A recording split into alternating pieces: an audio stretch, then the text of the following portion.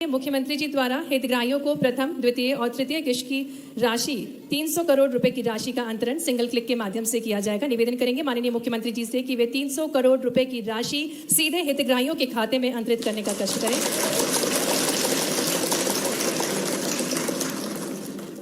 पुनः निवेदन माननीय मुख्यमंत्री जी से कि अब वे 70,000 से अधिक हितग्राहियों को, जो कि 8 दिसंबर 2022 के बाद इस योजना से लाभान्वित होकर अपने आवास का कार्य पूर्ण किया है, और इन्हीं सबके गृह प्रवेश का शुभ कार्य करें सिंगल क्लिक के माध्यम से। निवेदन माननीय मुख्यमंत्री जी से कि वे गृह प्रवेश करें इन सभी लाभान्वित हितग्राहियों का। बहुत बहुत धन्यवाद माननीय मुख्यमंत्री जी से। भाइयों, आज अनेकों काम शुरू हुए हैं, लेकिन सबसे महत्वपूर्ण काम है मेरी बहनों, पूरे देश में वो बहनें, वो भाई जो कच्चे मकानों में रहते हैं, जिनके नाम ही सूची में नहीं थे, कच्चा घर था, आज से सर्वे शुरू होगा फिर से।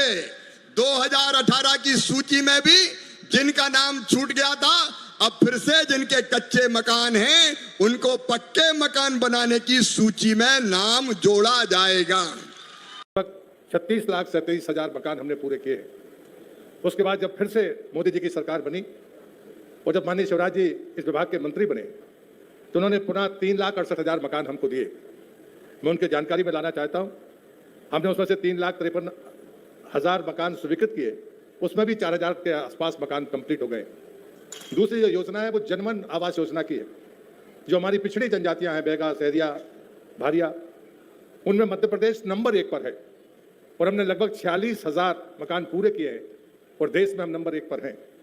और मुझे लगता है जिस प्रकार से सड़कों का जाल उन जनजातीय क्षेत्रों को मिला है, ये मध्य प्रदेश के लिए बड़ी सफलता है।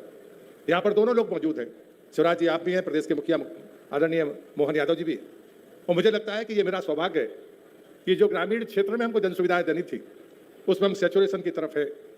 हमारे पास में जो आवास प्लस की सूची है वो 16 लाख से ज़्यादा है, लेकिन आपने जिस प्रकार से अपनी बात आगे बढ़ाई है और जैसे आज आपसे मैं अपेक्षा कर रहा हूँ जो आप करने वाले हैं, उसके बाद जो सूची बचेगी वो लगभग 8.5 लाख परिवारों की होगी। यदि आप मध्य प्रदेश को वो देंगे तो शायद 2026 ऐसा वर्ष होगा जब मध्य प्रदेश अपनी आवास प्लस की सूची को पूरा करके हर जरूरतमंद को मकान देने में सफल होगा डॉक्टर मोहन यादव के नेतृत्व में। और इसलिए मैं आपसे निवेदन करता हूँ, 2-3 चीजें हैं जो काम करते समय ध्यान में आती है, वो ये मांग नहीं है, आप भी अच्छी तरह से जानते हैं और आप प्रयास कर रहे हैं, ये भी मुझे पता है। 2016 से लेकर 2024 तक प्रधानमंत्री आवास योजना में 1,20,000 रुपया मिलता है। जनमन के जो हमारे जनजातीय परिवार हैं उनको 2 लाख रुपया मिलता है। अगर कुछ राशि इसमें बढ़ सकती है तो मुझे लगता है कि जो 8 वर्ष का अंतराल है उसके लिए ठीक होगा। दूसरा, जैसे जनमन को आपने एड्रेस किया है, वैसे ही जो घुमंतु जातियां हैं उनका कोई मकान एक जगह गाँव रहता है और साल में 2 साल बाद वो वापस आते हैं, उनके पास कागज पत्र नहीं होते, कोई योजना इनके लिए भी बननी चाहिए, ऐसा मेरा निवेदन है। और तीसरा, जो आज माननीय मुख्यमंत्री जी ने कैबिनेट में जो उस बात की चर्चा भी की है कि शहर में तो मल्टी स्टोरी अलाउ है, लेकिन ग्रामीण क्षेत्र में प्रधानमंत्री आवास योजना में अगर कोई परिवार में पिता और बेटे हों और वो अपने मकान को अगर 1 मंजिला और उसी में बना लेंगे तो शायद सुविधाजनक भी होगा और बेहतर बन सकता है, उसकी अनुमति नहीं है। और इसलिए मैं आपसे निवेदन करता हूं कि इस पर भी विचार करना चाहिए। आज माननीय मुख्यमंत्री जी ने कैबिनेट में कहा है कि शहर के पास की पंचायतों पर इस पर विचार करना चाहिए, जो अर्ध शहरी ग्राम पंचायतें हैं। और इसलिए मुझे लगता है कि आज का दिन महत्वपूर्ण दिन है। विदिशा की धरती से आज मध्य प्रदेश को सौगात मिलने वाली है, लेकिन जो शेष बची हुई संख्या रहेगी, माननीय शिवराज जी, मैं चाहता हूं कि जब अगला बजट भारत सरकार का आए तो वो बैकलॉग अगर आप हमें देंगे तो फिर तीसरी घोषणा जो आपने की है बुधनी के उपचुनाव के पहले, तीसरे सर्वेक्षण की, ये अंतिम सर्वेक्षण होगा, अगर कोई उसके बाद भी रह गया है उसको भी आवास योजना की सूची में शामिल किया जाएगा और वही शायद हमारे पास बचेगा और आपके रहते हम उस लक्ष्य को भी पूरा करेंगे। इतना ही कहते हुए मैं फिर से आदरणीय मुख्यमंत्री जी आपका, आदरणीय शिवराज जी आपका, मध्य प्रदेश का ग्रामीण विकास मंत्री होने के नाते मैं दोनों महानुभाव का हृदय से स्वागत करता हूं। और नमस्कार जैन साथियों, स्वागत है आपका फिर से एक नई वीडियो में। लाडली बहना आवास योजना के अंतर्गत मध्य प्रदेश की प्रत्येक माताओं बहनों को पक्के मकान उपलब्ध कराना इस योजना का प्रमुख उद्देश्य रखा गया है, ताकि हमारी माताओं बहनों को किसी भी प्रकार की कोई दिक्कत ना हो और वह आसानी से अपने स्वयं के पक्के घरों में रह सके। और लाडली बहना आवास योजना के अंतर्गत उन्हीं माताओं बहनों को आवास योजना का लाभ उपलब्ध कराया जा रहा है जिन माताओं बहनों को प्रधानमंत्री आवास योजना के अंतर्गत लाभ नहीं मिला है, क्योंकि बहुत सारी माताएं बहनें ऐसी हैं जो प्रधानमंत्री आवास योजना के अंतर्गत उन्हें लाभ मिल चुका है, तो अब ऐसी माताओं बहनों को लाडली बहना आवास योजना का लाभ नहीं दिया जाएगा। और जिन माताओं बहनों के पहले से ही पक्के मकान हैं एवं जो माताएं बहनें आर्थिक रूप से संपन्न हैं, जिनकी वार्षिक आय अच्छी है, ऐसी माताओं बहनों को इस योजना का लाभ नहीं दिया जाएगा, क्योंकि लाडली बहना आवास योजना का उद्देश्य रखा गया है कि जो माताएं बहनें आर्थिक रूप से कमजोर हैं, जो बेघर हैं एवं जो झोपड़पट्टियों में निवास करती हैं, उन्हीं माताओं बहनों को लाडली बहना आवास योजना के अंतर्गत लाभ उपलब्ध कराया जाए।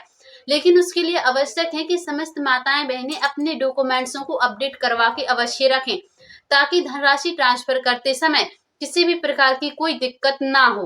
क्योंकि लाडली बहना आवास योजना के अंतर्गत मध्य प्रदेश की प्रत्येक माताओं बहनों को आत्मनिर्भर बनाने के लिए यह योजना चलाई जा रही है, ताकि मध्य प्रदेश की प्रत्येक माताएं बहनें आगे चलकर समय अनुसार अपने परिवार के साथ खुशहाल जीवन जिएं। और माएं बहनें जिनके पास मकान निर्माण हेतु भूमि नहीं है, उन माताओं बहनों को भी अब चिंतित होने की आवश्यकता नहीं है। डॉक्टर मोहन यादव जी द्वारा ऐसी माताओं बहनों को 2 कमरों हेतु भूमि प्रदान की जा रही है। लेकिन लिए आपके जो डॉक्यूमेंट्स हैं वह एकदम क्लियर होने चाहिए, जैसे कि आपके आधार कार्ड और आपकी समग्र आईडी में नाम एक समान होना चाहिए, आपके आधार कार्ड से आपका मोबाइल नंबर लिंक होना चाहिए, आपकी ई-केवाईसी होनी चाहिए, डीबीडी केवाईसी होनी चाहिए, ताकि धनराशि ट्रांसफर करते समय किसी भी प्रकार की कोई दिक्कत ना हो और यह धनराशि आसानी से ट्रांसफर की जा सके। क्योंकि मुख्यमंत्री लाडली बहना आवास योजना का यह उद्देश्य रखा गया है कि 2030 तक मध्य प्रदेश की प्रत्येक माताओं बहनों के पक्के मकान निर्माण हो जाए, और इसके लिए सरकार द्वारा हर संभव से संभव प्रयास किया जा रहा है, जिससे कि जल्द से जल्द समस्त माताओं बहनों के यह जो मकान है वह निर्माण हो जाए और वह भी अपने घरों में निवास करने लगे। क्योंकि बरसात के दिन प्रारंभ हो चुके हैं और बरसात में माताओं बहनों को काफी कठिनाइयों का सामना करना पड़ता है, यहाँ तक कि उनके छोटे छोटे बच्चे रहते हैं जिनके साथ उन्हें काफी कठिनाइयों का सामना करना पड़ता है। इसीलिए यह उद्देश्य रखा गया है कि माताओं बहनों को आर्थिक रूप से सशक्त बनाया जाए और बिना किसी दिक्कत के उनके भी पक्के मकान बन जाएं। और वह माताएं बहनें जिन्हें ना ही लाडली बहना योजना का लाभ मिल रहा है और ना ही आवास योजना का, तो ऐसी माताएं बहनें कमेंट सेक्शन में कमेंट करके अवश्य बताएं। और जिन माताओं बहनों के लाडली बहना आवास योजना के अंतर्गत फॉर्म रिजेक्ट किए गए हैं, उनकी प्रमुख वजह रही है उनके डॉक्यूमेंट्स अपडेट ना होना। इसलिए आप अपने डॉक्यूमेंट्सों को अपडेट करवा के अवश्य रखें। एक बार दोबारा से लाडली बहना आवास योजना के अंतर्गत पोर्टल खोला जाएगा, जिसमें आप आवेदन कर सकती हैं, ताकि आगे चलकर आपको किसी भी प्रकार की कोई दिक्कत ना हो और आप अपने परिवार के साथ अच्छे से रह सकें। और आपको जो फर्स्ट इंस्टॉलमेंट में धनराशि मिलेगी वह 25,000 रुपए की होगी। तो लाडली बहना आवास योजनाओं से जुड़ी समस्त जानकारियों को सबसे पहले देखने के लिए आप पीके न्यूज चैनल को सब्सक्राइब करके अवश्य रखें। मिलते हैं फिर से किसी अगली सटीक जानकारी के साथ। अभी के लिए जय हिंद, जय भारत।